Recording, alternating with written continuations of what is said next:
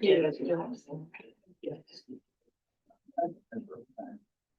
Mhm.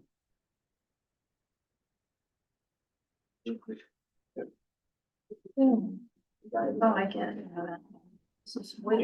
You think we can carpool, but no. You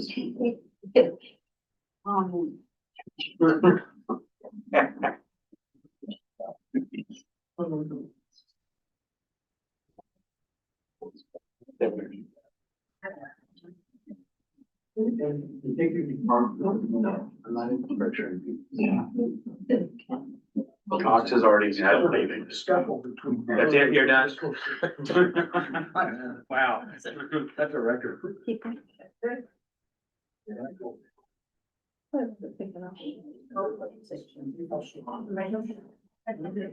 Give you some time. Congratulations. Is there anybody else? Yeah, I was gonna say, yeah. Oh, thank you. I got comments. They have to be publishable. Remember the YouTube thing, right? Jesus Christ. How much are yours? Yeah.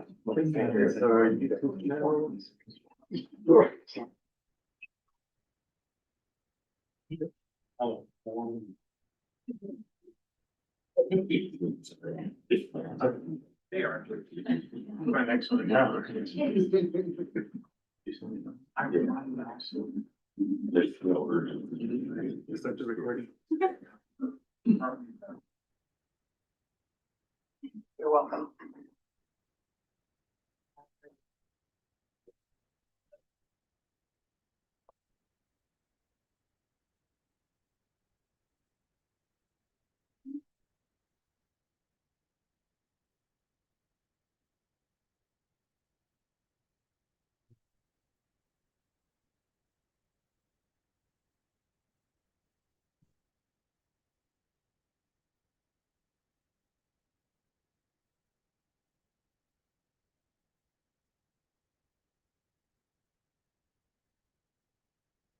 All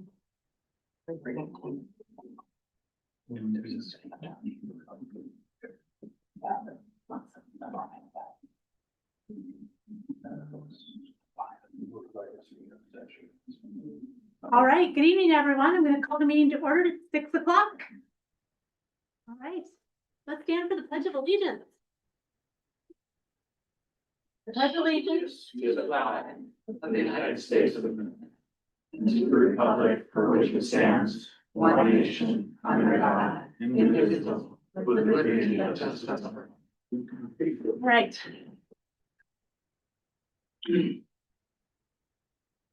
All right, public comments. I see a couple people just joined. If anybody wants to sign in, let me know. So we're gonna start tonight, 3 minutes per person, and please say your full name and where you're from. To start, it's Sam Knitstead. Kniestead. Anyway, Kniestead, Sam sorry. Kniestead, Stevenson, voter. My comment, I'll be pretty short, on the agenda item for the sanctuary city. I just feel fairly strongly that we should treat everybody the same, and there shouldn't be a need for calling out select groups for special treatment, and recognition, because I do think we need to be kind and considerate for absolutely everybody in the city. So I would hope the council wouldn't make an issue of calling out individual organizations for special recognition. Thank you. All right, thank you, Sam. All right, next up is Karen Pettyjohn. Karen Pettyjohn, and I live in Stevenson. And I feel strongly that, well, I agree with what Sam was saying. No individual group or people, no matter what their size, should be treated any differently than all groups of people. And then I also wonder if we're opening Stevenson up to some legal problems by becoming a sanctuary city. My idea of a sanctuary city is basically helping out illegal aliens. So I don't know what all of the terms for sanctuary city say they are, but I just feel strongly that I try to treat everybody the same, whether they're short or tall or what. I really don't care.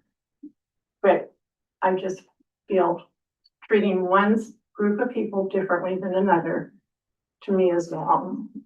All right, thank you, Karen. All right, that was it. Is there anybody else that wanted to sign in? Okay. Not signed up, but I'm Kathleen Fitzgerald, Okay, I'll put your name down. City of Stevenson.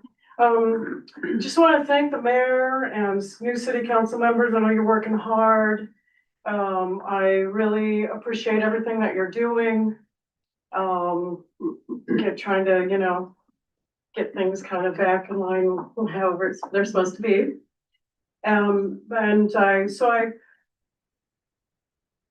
I support the taking off of these meetings off of YouTube.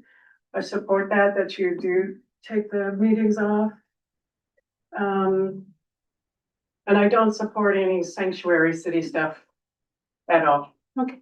Thank you. Great. All right, that's it for public comments. Thanks, everybody. Mary Rapano. Oh, Mary. Good evening, Mary.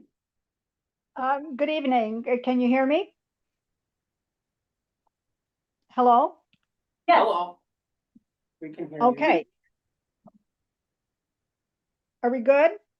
Good. Okay, thank you. I actually like you all on YouTube. I think the more transparency, the better accountability we have. So I have to disagree with Ms. Fitzgerald.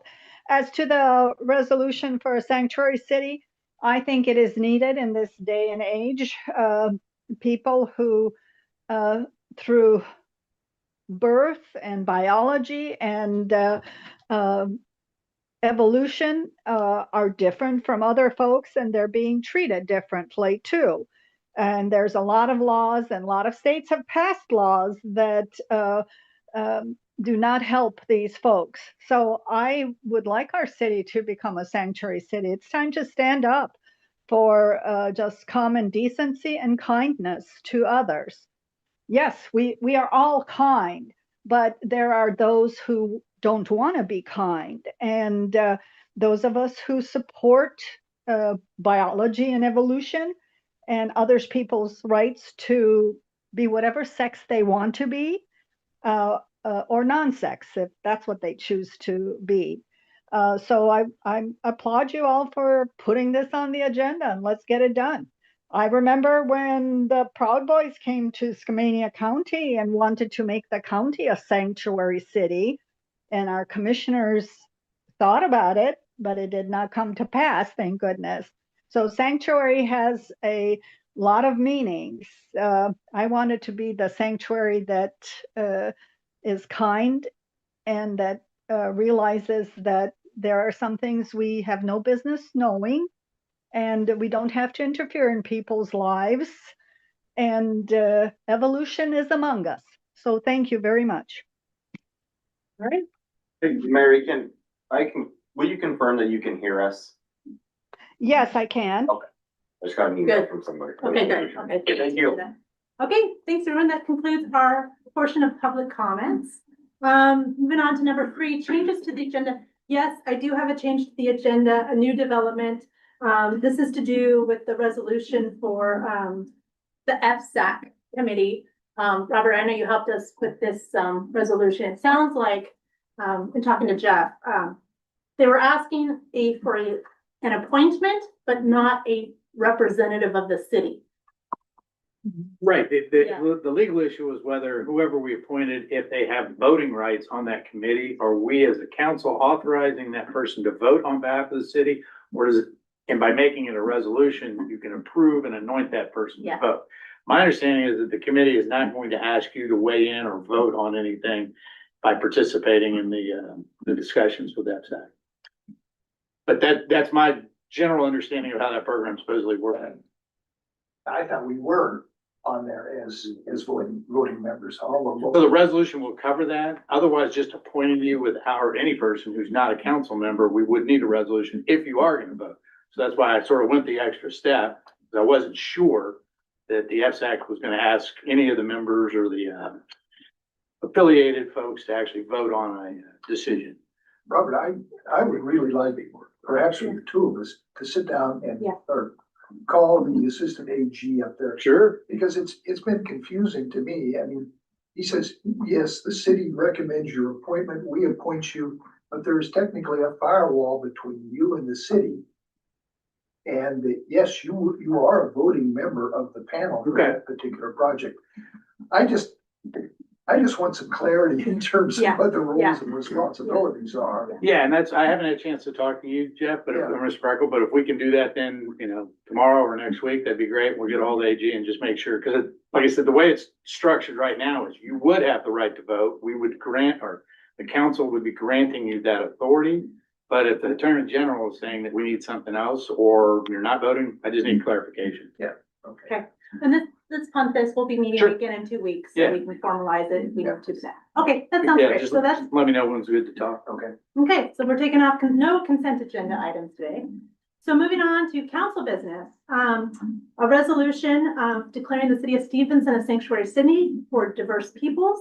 I had Lucy write up a memo, hopefully you guys had a chance to review that, as well as the, proposed resolution. So I will entertain a motion, I have some additional comments. okay, as far as, Yeah, I'm not necessarily looking for a vote tonight. If you can't support it in the current form, I would love to get some feedback so I can bring a final version on the 19th. But I want to play this 1-minute clip from the April City Council meeting last year. This is, Tom McCloskey. oh, I don't know that we need to do that. I mean, just give us like a rundown of what happened. I mean, it's, Okay, I mean, so what's the intent here as far as? So tonight, you don't necessarily want us to vote. not necessarily. I Okay, would like to have a discussion about it. okay. And if other council members feel like it needs more work, I can bring it back on the 19th. Do we want to have that discussion here, or do you want to have that one-on-one? I think here would be the appropriate forum for discussing the agenda item. Well, I kind of wish we would have known this beforehand, but, so I guess, why don't we take we can go as presented tonight. And, We have to have discussion on On the resolution. on the agenda item. okay, Like if you're gonna ask for a motion and we get a motion in a second, we have to have opportunity for Yeah. further comment. We Yeah. can have discussion before as well. So I'm Okay. asking for that discussion to happen. okay, well, so, okay, So if you don't want to hear the clip, basically Tom McCloskey said, if we start legal action against Lucy, we're all going to spend a whole lot of money. So it's not just me and Tom and like half the town saying it. It's now the highest court in the state saying that what I did last year was constitutionally protected speech. So now we have the city involved in an unlawful restriction on constitutionally protected speech. People have very frequently accused me of asking for extra rights or special treatment. So I did want to talk about that a little bit because we have a homeless housing council for the county. That is not giving extra rights or special treatment to homeless people. It's addressing an unequal negative experience of that group. If you lost your housing and became homeless, those resources would be available to you. We have a council for domestic violence and sexual assault. It's not leaving out people who are not victims of domestic violence or sexual abuse. It is addressing an unequal negative experience of that group. And if you were sexually abused tomorrow, you would have access to those resources. This resolution is not creating a council or an agency or even providing resources to the group.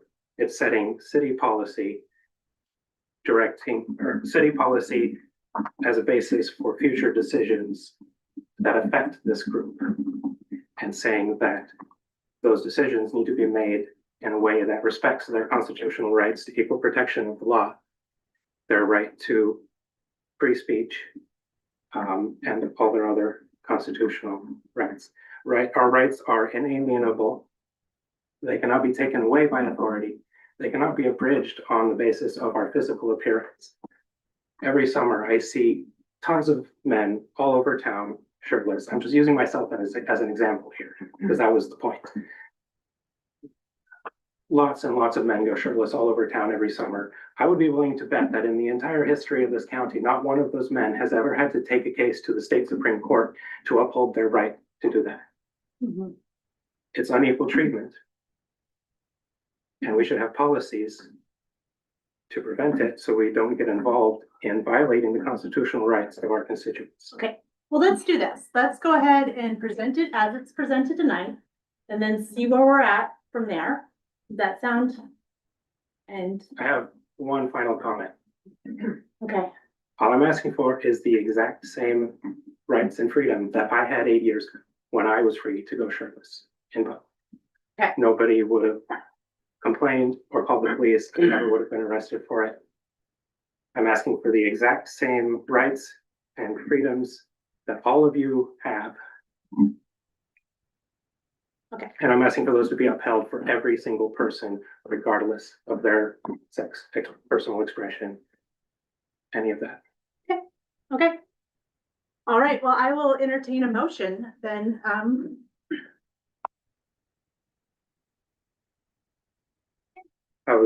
Do other council members have any thoughts? okay, well, let's keep the meeting moving. I think, Okay, I will move to approve the city of Stevens, the resolution declaring the city of Stevenson a sanctuary city for gender diversity. is there a second? Okay, the motion dies. So, we can certainly, talk a little bit more about this one-on-one, Lucy, and see if we can find a, something that might, still meet some of the higher level requirements, but I think, for tonight's meeting, I think this is, So no feedback, no discussion. so, okay. All right, we're moving on. Let's see, Rock Creek intake. Yeah, absolutely. I sent out some stuff in the packet that I'm sure you guys all had a chance to review. Kind of want to do a little bit more deeper level of what is going on with Rock Creek. Essentially, we don't know for certain what exactly is causing our decline in water. A couple years ago, we were sitting around 250 gallons a minute, which was fine to sustain the city, and now we're down into the lower hundreds, which is why we're getting into a very concerning cycle. Our next path forward right now is trying to figure out exactly what the intake. There is a chance that it could just be full of settlement from over the years, and there's also a chance it could just be broken and damaged from rust and rocks and boulders rolling down the river and all these storms. We have a diving service on contract that will be entering the wet well here very shortly, probably next week or the week after, and they'll be running cameras down the laterals. If they find that the pipes are still relatively intact, they also have the equipment to blow out and jet the lines and clean up the system. But that doesn't necessarily remove the overburden that might be on top of it. No, it does not. Our hope is if we can do that, we'll run some tests and we'll see what intake we take in. We're hoping that, we can get back up to that 250 gallons a minute. Will you have the divers in a Rock Creek itself where those are to take a look and see what's on top of them? They're gonna go in the wet well Right. and then put a camera down in there. Okay, They what won't I'm be able saying to is they aren't, film in they the river. aren't gonna be able to see what's sitting on top of the lines though. They can certainly go Because in. that's in Rock Creek. Correct, yes. And so what we need to really do is figure out what's sitting on top of those pipes. Yeah. Mr. Scott, I think what they're looking for is if there's blockage or something else, right. or if it's crushed at some point, then we would know that there's the overburden that's causing damage to the line. It's just the Okay, first way to figure out, if we got a straight shot, or is it clogged, or is it clear, and we're literally not getting water in there. and it just seems to me like if we've got the divers there already, we've had divers in there in the past in the river and they weren't able to find them. They're intentionally buried. They're supposed to be buried, so being able to see them isn't necessarily gonna happen. Sounds to me like we need to dredge it. You wouldn't use those words. Just saying. So that's the path forward that we have right now. Hopefully we'll have answers in a few weeks of if we're going to be able to limp along the system for the next year, the next 2 years. That's essentially what we're trying to gain from this is, not put a substantial amount of money into it and continue, forward with the long-term study prior to doing that. If obviously we stick with long-term, or we stick with surface water from the outcome of long-term water, we will likely do a very different style of stream in the river, so this issue doesn't happen in the future. Unfortunately, we're limited to like-for-like replacement if we get in there this summer. It's not a bad system. It lasted 50 years and we can still make some upgrades and metals are a lot different. There will be substantial improvements, but it'll be a similar system. And let's be honest, it's great water. Oh, yeah, We have some of the absolutely. best water around there. So, do we talk a little bit more about the risk as far as the project goes if we don't? Yeah, absolutely. Yeah. So the major concern obviously is we won't be able to keep up our supply. We peak in the summer, but naturally people are watering their yards, filling swimming pools, etc. And then on top of it, our primary source, Lebong, we get water from that year round. It might trickle down to 100, 120 gallons a minute, but this year we're sitting at less than 50% snowpack. And we're gonna be hurt. I think record in the last 60 years amount of snowpack, so Lebong will see a substantial hit. There'll be some water, but I can't guarantee how much. And that's why we supplement Rock Creek, is simply because this. Is Lebong a spring or is it runoff? It's a good question. Okay. We don't really know where the Okay, headwaters is. okay, Yeah, it comes out of the bluff somewhere, okay, but whether it's a spring or a runoff, okay, I was just curious. it's gonna be a spring, Mhm. but the snow and will. Yeah, absolutely, okay. We won't be able to maintain more than likely with the two, which means we'll be switching to the well. The well's never been ran long-term, never been necessarily designed to be ran long-term. It has recently been tested. Has the capabilities from, the 30,000 foot view of being able to do it. But the concerns is if we get a month and a half in, 3 weeks, and we have an issue, then we don't have water. We will not be able to supply water to the town because our primary source would be down and our backup source would be down. So we always want to keep a redundant source. Is that kind of, Yeah, I think so. And just yeah, we've only run it for a month, maybe. honestly, we ran it for 2.5 weeks in December, and that is the longest any of us have seen it run. Yeah. And it did fine, and it kept up with demand, no problem, but And we, with water, you need a redundant source. so I just can't stress this, we have a risk of not having water this summer. So, so this is probably priority number one for us. We're gonna have to cash out some of our reserves. I feel like this is why we have reserves. And come back to you guys, maybe in the next. Maybe not the next meeting, but the meeting after, we should have a pretty good idea from the divers and so forth of what we're dealing with. We definitely should.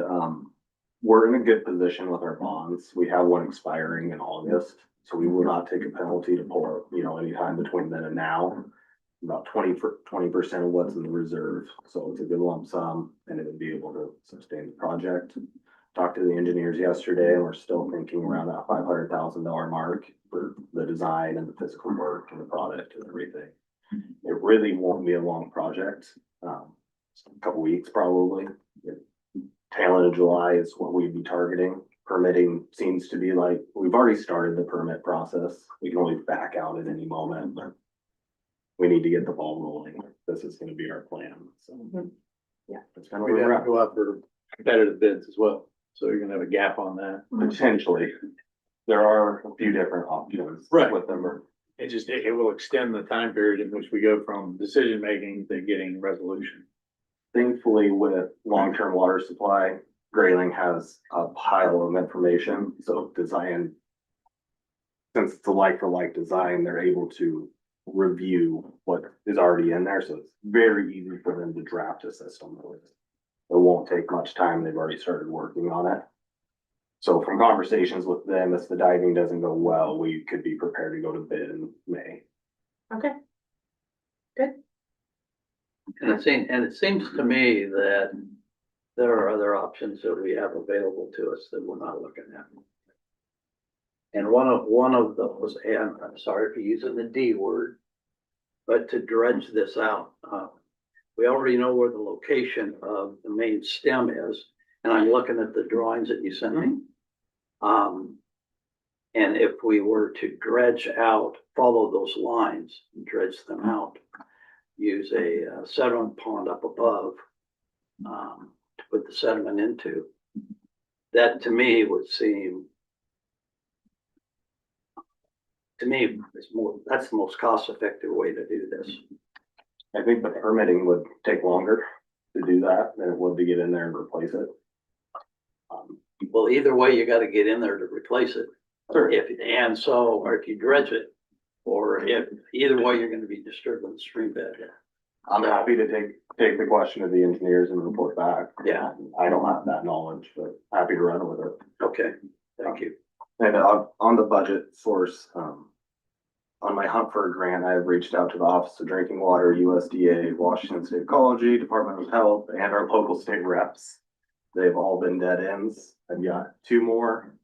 I got an email back from one of them today that said they had some thoughts and they're gonna meet with me early next week. So there's still a chance. I'm still pursuing every avenue I can. Yeah, there's a real limit on drinking water grants, which you think that would be something everybody needs and everyone, but that's not the case. Are there any foundation grants or anything like that? Found it. BNSF, I mean, there's a lot of grant opportunities out there. There is, and I have. And the problem is, you don't have the time to chase down the grants. And so maybe we need to take a look at a consultant to chase down the grants and. Well, we do have a consultant we have access to with the EDC, CDS or something like that is the acronym. But they're more of a lobbyist agency, so yeah, I could certainly, and we have actually asked, we put that on copy as well, so yeah, we can take a look at that as far as. Cause I think we're gonna have to pull out all the stops for any available funding that might be out there. Okay. Okay, you guys have any questions? Yeah, questions. I know it's a lot of information that we've thrown at you in the last few weeks, especially for not knowing anything about the system. So by all means, please fire away if you have questions. Okay. All right. All right, without any questions, let's move to the next topic.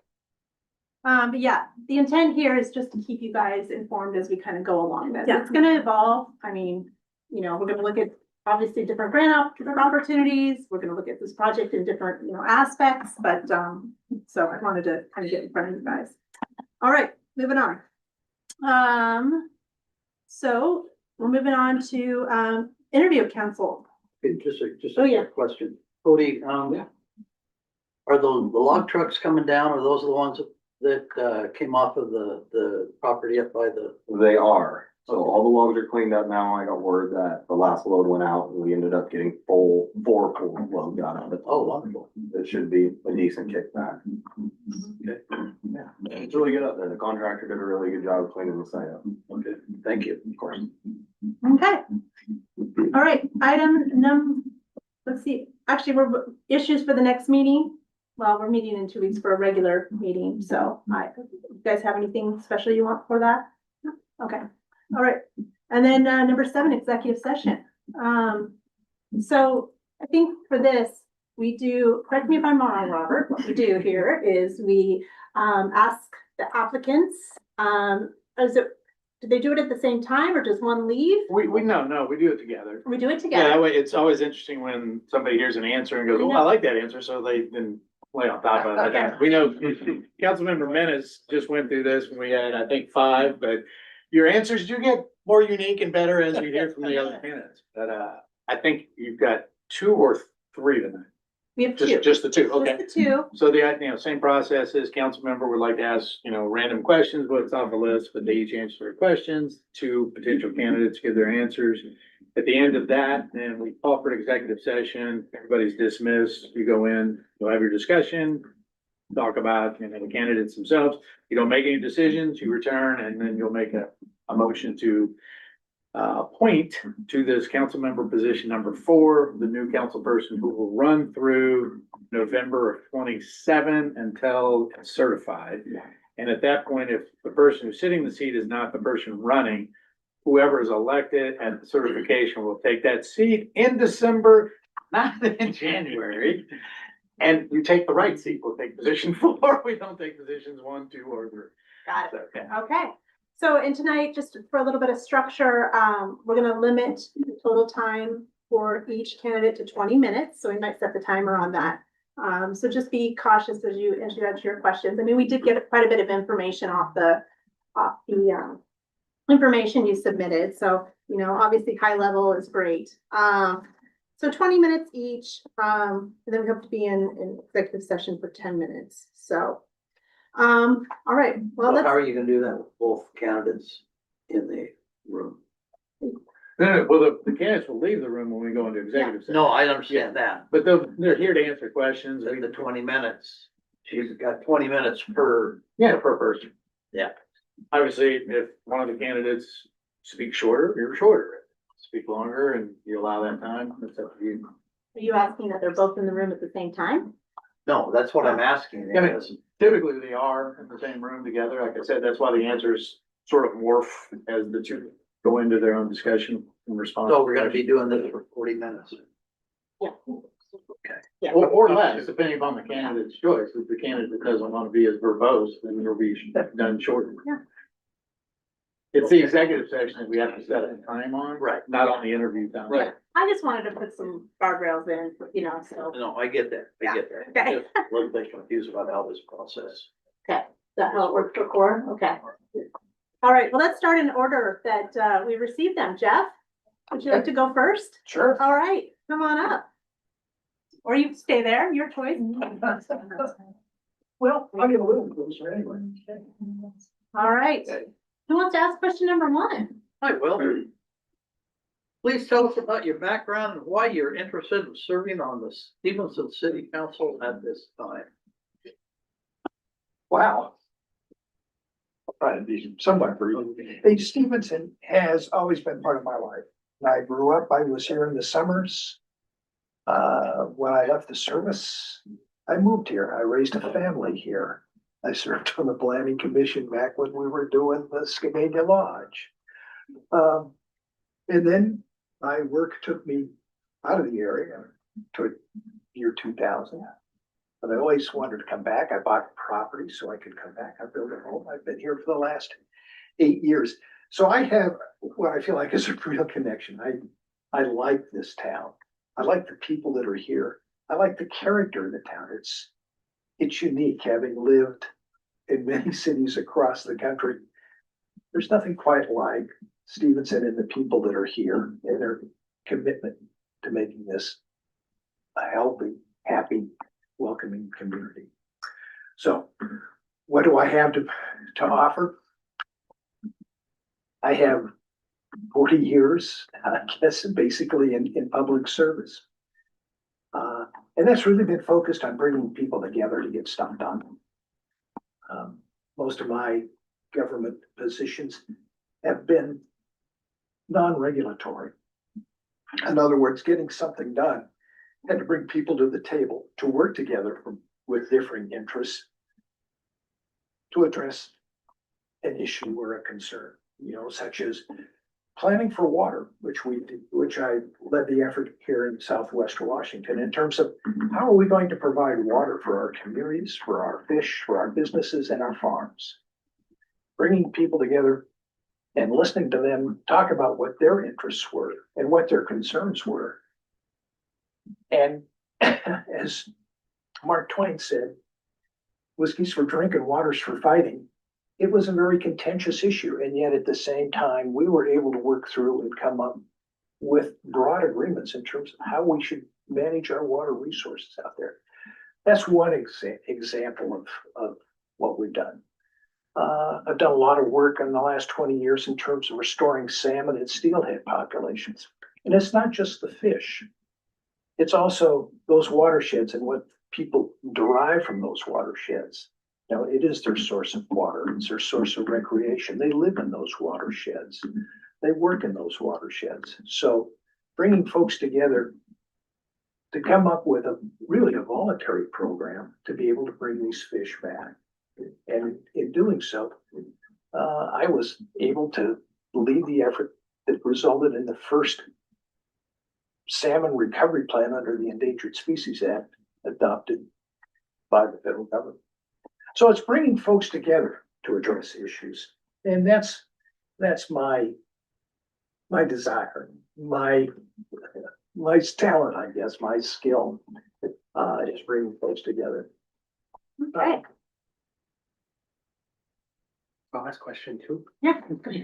What do you believe are the top 2 or 3 issues the city of Stevenson should prioritize over the next few years?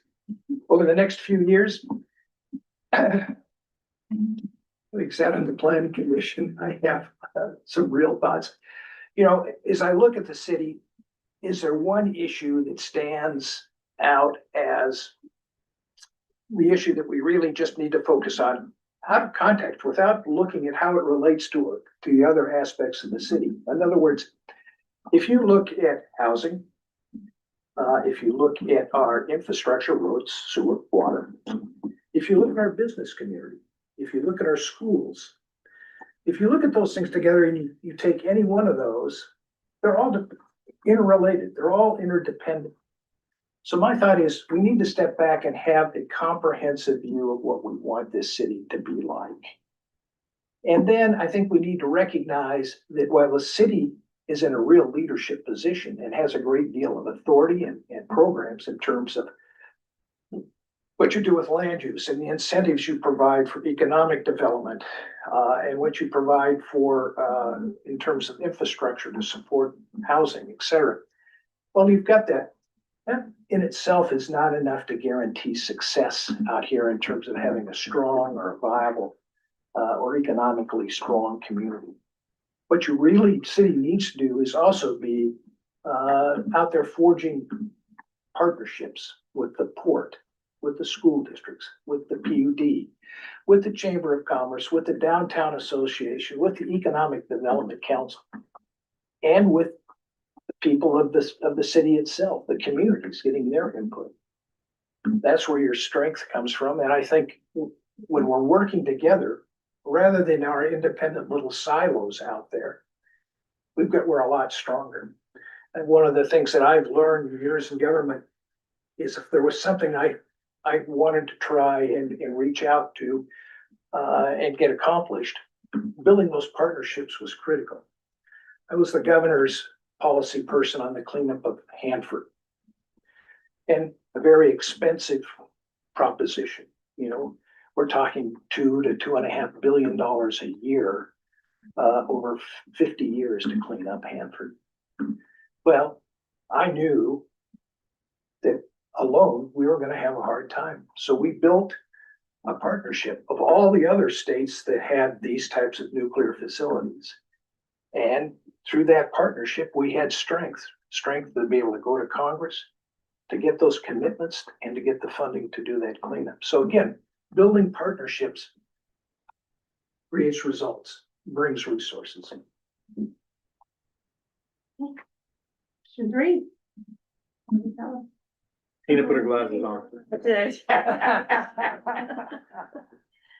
Have you been involved in civil service, community organizations, or public service before? Which we kind of just answered all those. So if so, please describe your experience. But I feel like we've already heard Let's go to 4. all that. Yeah. That's okay. City council members work closely with the public, city staff, fellow council members, the mayor, and partner organizations such as the county, chamber, and port. What experience do you have working collaboratively cannot speak today, collaboratively with different groups of people.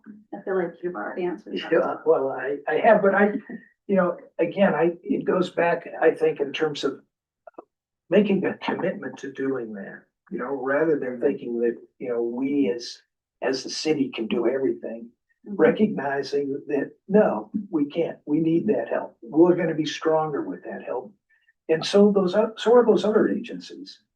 I see so many times I see an agency or organization, they're so focused on getting credit for what they're doing. And that is really their sole focus. And oftentimes that keeps them in their silo. But oftentimes, if we can build those partnerships, everybody gets credit and everybody accomplishes something. So again, I think trying to broaden our base out there in terms of how we approach these issues. And I think the city is in that leadership position. You've got the broadest scope, the broadest array of authorities. It's the logical centerpiece for building a strong community. Right, number 5. David, it's your turn. Oh, sorry. City council sets policy and provides direction while staff are responsible for day-to-day operations. How do you see the role of a council member in relation to staff administration?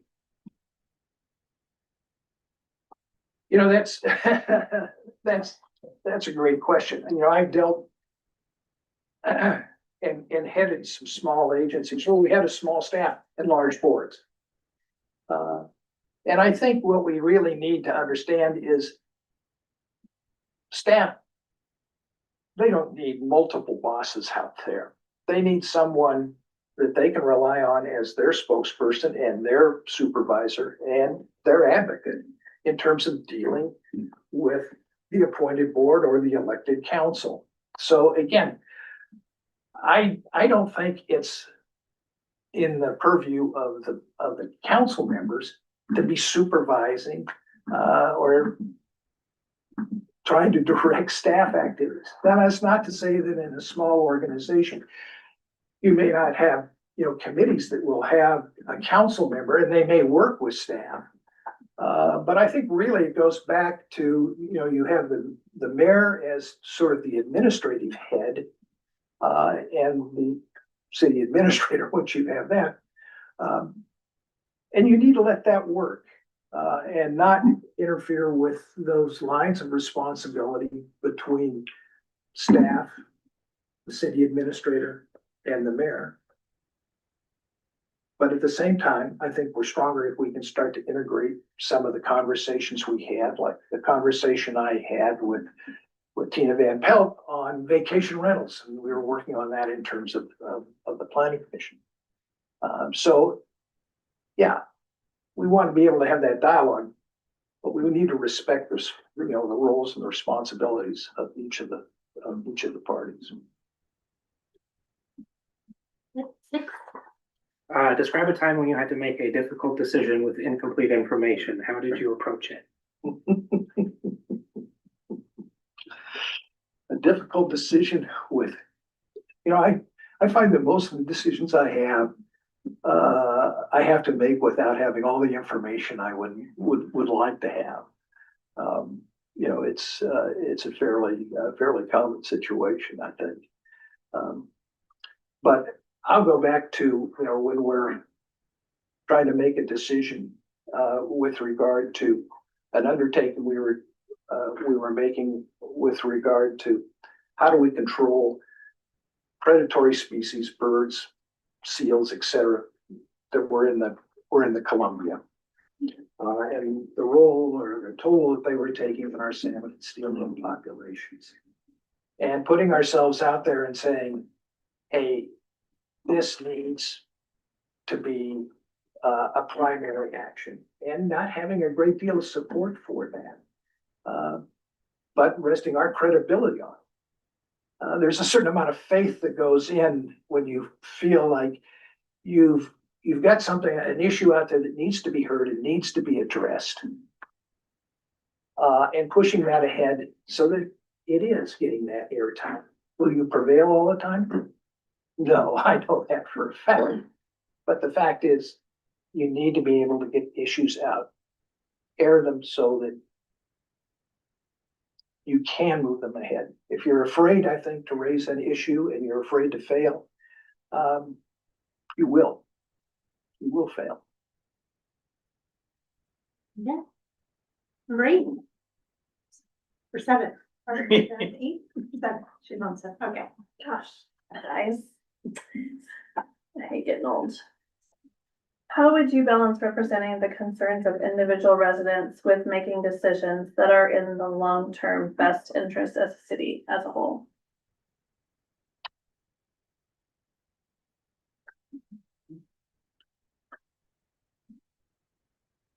I think we've had a number of examples of that, Yeah. here, and I think there needs to be fairness in this process.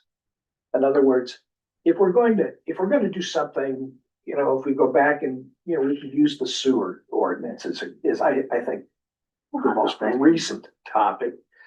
And what we have is an ordinance, I think that on its face, if you look at it, makes a great deal of sense when you compare it to the ordinance that we had before that. But is it fair? I would say that if you look at those folks right now, they're facing that prospect of having to hook up to the sewer in the near term. I'm not sure it is fair in my mind, because if you look at folks that are outside of that, where we don't have an established sewer line now, they're going to have between 5 and 7 years advance notice.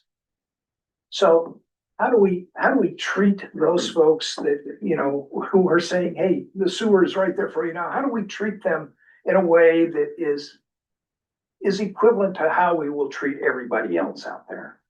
And I don't think forcing them to hook up as the ordinance is now is really placing a fair burden on those folks.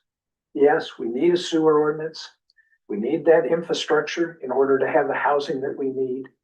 But I think we need to do it in a fair and equitable way in terms of how we deal with the people out there. Good. All right. Number 8, our final closing question. Is there anything else you'd like the council to know about you that we did not ask? That you cannot ask. No, we did not ask. We did not. Oh, you did not ask. Oh, okay. You cannot ask. Wow.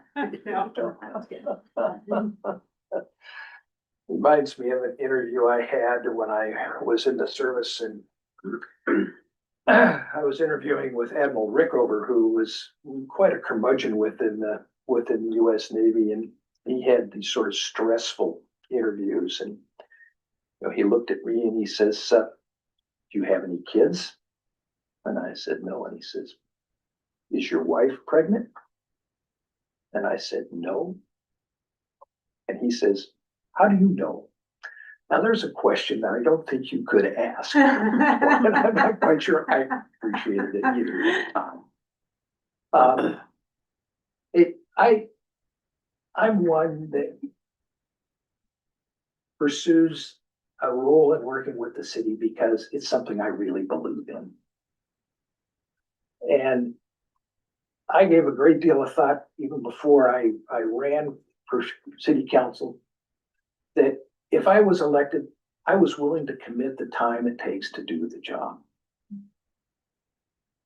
And I wouldn't be sitting here if I didn't think that I could commit that time. And Melody at home tells me that I commit way too much time. But that's just the way I am, if I undertake a project, I want to be successful and I want to work with people to make it successful. Okay. All right. Great. That's it. Thank you, Jeff. Thank you. Thanks for doing that. Yep. All right. You even came in 3 minutes early. Don't get extra credit. You do. All right. Next up is Aaron. See if I can get this thing to work. Here. Hi, Aaron. Good evening. All right. It's a hard act to follow. I'm sorry, Aaron, what's your last name? Lana. Thank you. I'll let you know. All right. Well, let's get going. Well, first question. I'll ask it. Please tell us about your background and why you were interested in serving on the Stevenson City Council at this time. Background for myself. I have 28 years of previous military leadership experiences in the Navy. Just wrapping that up this year. I also work for Bonneville Power Administration currently, so I have a background in science and most of the areas of the Columbia River Basin management. So I've been in the gorge for about 10 years now, in and up the river. So I've only been in Stevenson for about a year and a few months, officially on paper. So, but I've been in the area for about 2 years. I'm engaging in the community a little bit. I've been in the Stevenson Eagles community for about 2 years now. The reason I want to do this is I've thought about it for a while. I didn't expect that it would come up so quickly. I was looking at the next cycle, but I'm always one of service. So I look for ways to improve things. I volunteer with, previously Boy Scout troops, as I put in my resume. I work with other areas, with fish habitat, helping out with that when we do things with BPA. We have a lot of stuff up and down the river here that we maintain. So I volunteer for those. I do some volunteer for STEM type of activities as well. I think building in a community, you need to have a lot of service oriented heart, and I think about myself as a steward of that. I look at the community and see where I can serve the most. And I did that throughout my time. I continue to do that. I think that, again, having looked at it previously, the last iteration of elections, I was like, this is where I want to put some serious effort into it. I'm making this my home. I'm new to the area, but I bring in a little bit of fresh vision that again, sometimes needs to happen in a community. So again, I look at things a little bit different than those who've been here for a long time. I see a lot of the beauty that a lot of people become blind to in the area and how to protect that. In my role as BPA, I've gone through a lot of courses in terms of interactions with different entities throughout the region, from tribal to state organizations, and I can bring a lot of that experience from those interactions into here. In my military life, I did a lot of key leader engagement type of activities as well. So used to being able to do problem solving and talking with people. And so I really want to be able to make the best use of that in my community to make it better. All right, question number 2. We'll go this way. Yeah. Okay. So what do you believe are the top 2 or 3 issues the city of Stevenson should prioritize over the next few years?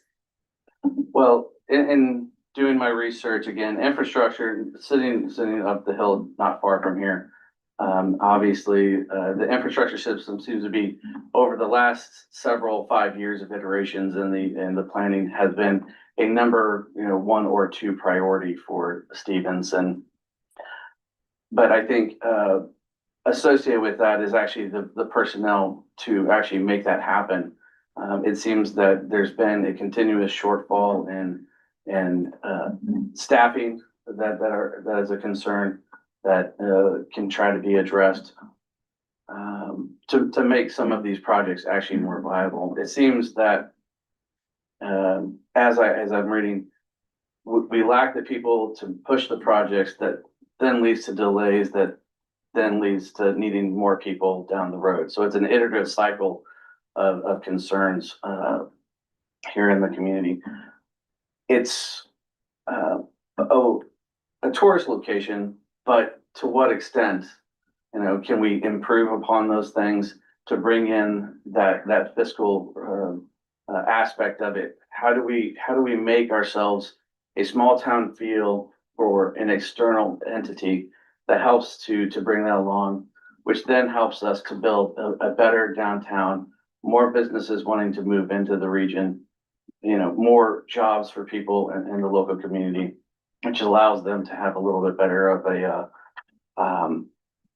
potential for the housing issues that are around here. It is a no joke type of situation where we're starting to see that expansion of pricing, pushing people out, and that's something that I think can be addressed here, and I see that as some of the top priorities for this council. All right, number 3. Have you been involved in civil service, community organizations, or public service before? And if so, please describe your experience. Again, in terms of civil service, I know I was a scout leader for my community. I was living in Camas for 8 years prior to this, so I served in that capacity. I didn't do much with the city of Camas at that time. But because of my moving around a lot in the Navy, I didn't have opportunities to really serve on any additional city councils, but I do donate as much time as possible to activities that are associated with the different councils, cities. Do we have a troop here now? We don't even have a troop, do we? I don't think that you We do. used to, years ago. Although if you watch the TV show The Bachelorette, apparently we had Skamania Scouts, which was a fictitious group that they put on TV and associated them with the towns. Yes. But I don't think we have a BSA and. No. Fortunately, we don't. All right, number 4. City council members work closely with the public, city staff, fellow council members, the mayor, and partner organizations such as the county, chamber, and port. What experience do you have working collaboratively with different groups of people? In my current role as at Bonneville Power, I do a lot of engagements with the Army Corps of Engineers, Bureau of Reclamation. We do project managements for all the dams along the Columbia River and Snake projects. So I do an extensive amount of engagements with those groups. We do travel engagements for activities at both Bonneville Dam and other locations associated with that. In my Navy role, I was executive assistant to a 1-star. One of my position jobs was working overseas, predominantly in Suda Bay, Greece. I was the attaché for the Greek Air Force there, so having to work with a foreign military and their home was a significant challenge, both language wise and also custom wise. So, but they would send me to those kind of locations to do discussions and work out base obligations, put it that way. So, but had quite a bit of extensive experience in the military doing the key leader engagement type activities. All right. Number 5. City council sets policy and provides direction. While staff are responsible for day-to-day operations, how do you see the role of a council member in relation to staff and administration? I see the council member as a focal point of knowledge and decision. I really feel like it's working for the staff to support them is the role. You're not only working for the city, you're working to make sure that they have the equipment and tools and experiences that they need to have a successful job, I guess I would say. So the staff needs to have those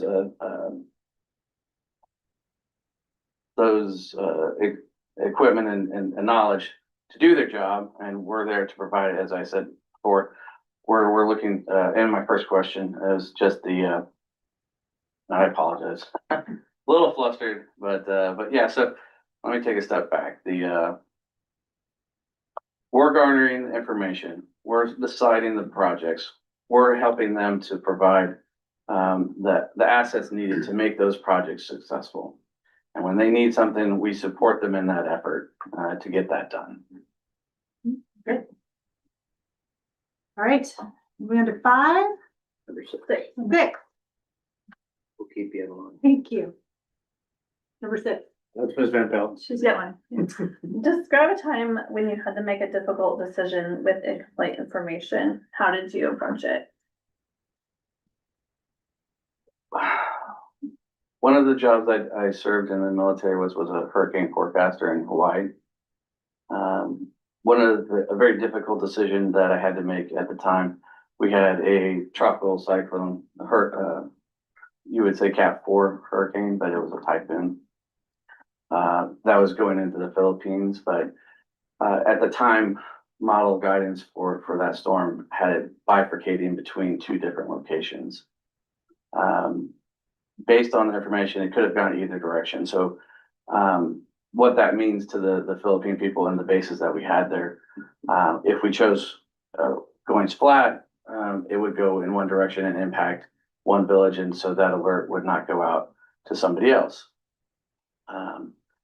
The forecast ended up turning a little bit, and that's the one I chose because I thought that was the most reasonable choice. I was able to provide that forecast several days in advance, which allowed the people in that region to make preparations for it. It was one of the largest storms actually in the Philippines at the time, at super typhoon levels. It ended up creating a huge amount of damage, but what happened because of that decision, I was able to get assets moving, U.S. Navy assets, away from the general location that it would have been hitting, and probably saved, probably millions of dollars of damage and lives lost from that forecast. So it was a last minute, decision on a persistent model that I was using. So that's one particular example. All right, number 7. How would you balance representing the concerns of individual residents with making decisions that are in the long-term best interest of the city as a whole? I am a data steward of type of person. I look at the analytics. I look at what both sides of an argument. I try to find what is the balance and how can we best use what's at hand.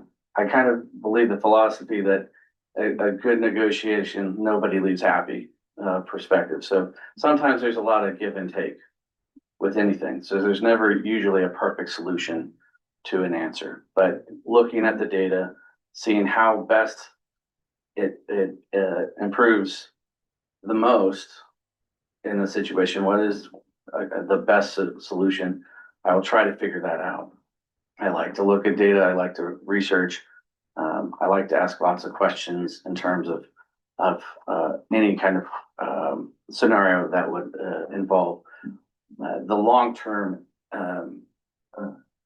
improvements to the community over the short-term struggles and losses. Sometimes the end game is a better solution, but it might have some pain points and pinch points throughout that you have to then be able to talk to and ascertain with the people that are impacted.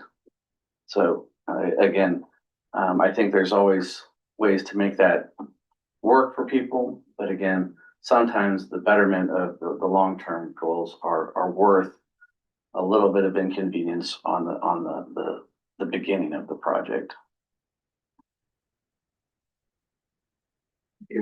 Is there anything else you would like council to know about you that we did not ask? No, I think that I've put it out in my resume quite a bit.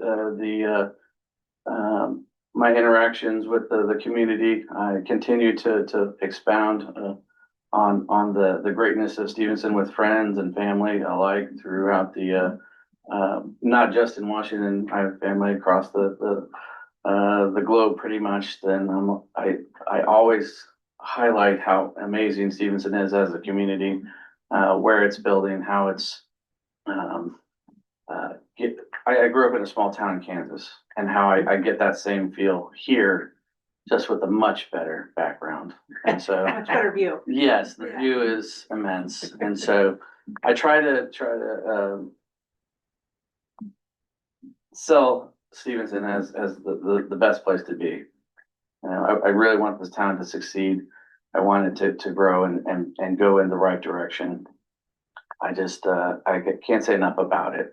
And I don't intend to ever leave now that I'm here. So that's about all I can say. So I appreciate your time. Yeah. Thank you, Erin. Mhm. Okay. Well, I think the next step here is we go into executive session and we should only be 10 minutes. But if we do need to get more. Right, You then we think have to 10 come minutes is enough? Think so. to your council. Okay. I think so. Yeah, I think that's pretty standard. Go ahead and give me the clock there. Oh.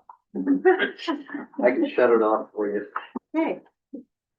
The gentleman, yeah, if you would just kindly step outside for like 10 minutes and we'll certainly come get you. And the part. Thank you, gentlemen. Thank you. Daniel will need to. So we will officially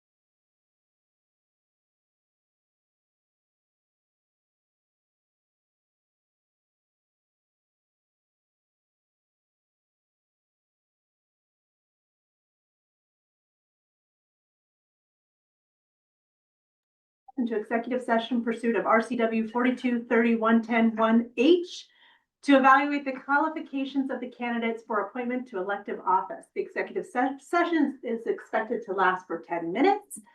No action will be taken during executive session. So we're going into executive session at what time? 7:04. Okay.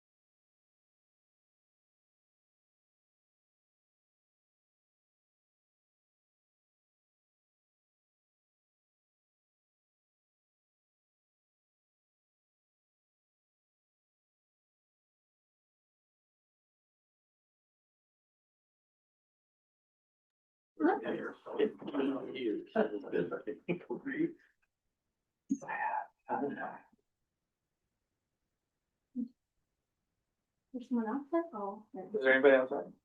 Oh, we're the deputy.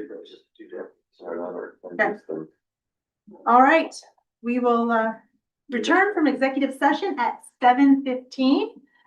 Council has completed its executive session and no action has been taken. We are now back in open session. All right, so at this time, I will open the floor for a nomination to fill the vacant city council position. I'd like to nominate Jeff Breckel for city council position number 4. All right, is there a second? I'll second. All right, and then I take roll call. Right. So, We'll do a one vote. okay, Dave? Aye. Aye. Aye. Aye. Okay, 4 ayes. Congratulations, Jeff. Thank you. Aaron, thank you. We really appreciate you coming and. Yep.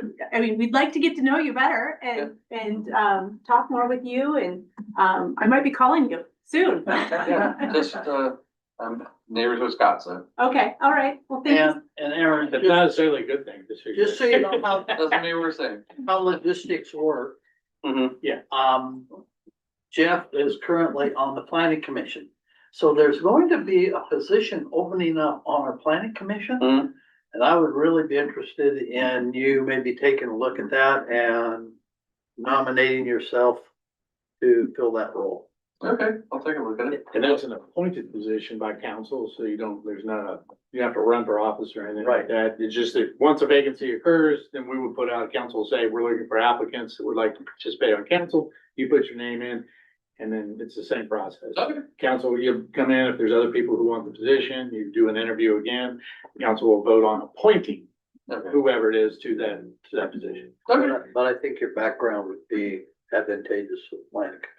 Okay. Good way to get involved too. Yes, Agree. absolutely. is. Well, I will keep an eye out for it then. Okay. Please, yeah. I mean, because I've been in your shoes too, having to interview and I just took a different path. So, so thank you for coming in. It really is public service and I know it's, always. No worries. And so, Mr. Breckel, Yes. just because you are on the Yeah. planning right now, what the council has decided is we won't swear you in until the first next meeting, because technically you'd have an incompatible position for Monday night's meeting. So we aren't putting you on a council tonight, because there's nothing else to vote on the agenda.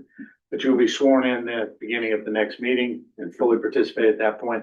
And at that point, we would have to then abdicate your position on planning. Okay, So, We That's need you just- for next week. I yeah, won't be there next week. Oh, you won't? we're running your meeting on Monday. Probably August. August. Well, then, Well, I think, yeah, he can still vote though. I don't know, are you participating by Zoom or are you? I may. Yeah, Okay. so, which okay. I would. I'd encourage you to, yes. Yeah, so logistically, we'll put you in at the beginning of the next meeting. But that gives me the flexibility to weigh in on Monday night. Exactly, yeah. That's what we were, Well, you could weigh in as a citizen like I did the other night. And it helps kind of a transition plan too. Yeah. So it's not a cold. Okay, all right. All right, vouchers. Are we approving vouchers? No, tonight? We're there's doing no that vouchers. next. I think that's it, isn't it? Yes, it is. So I will officially close the meeting, adjourn the meeting. Oh, wait. Anything that the council members would like to add to the agenda meeting in 2 weeks? Before you close the meeting. We talked about that. Okay. Yeah, we did. Yeah, Here at the end, I just want to Okay. make sure we got it on there. yeah. It was before our executive session. Yep. Okay. All right, adjourn.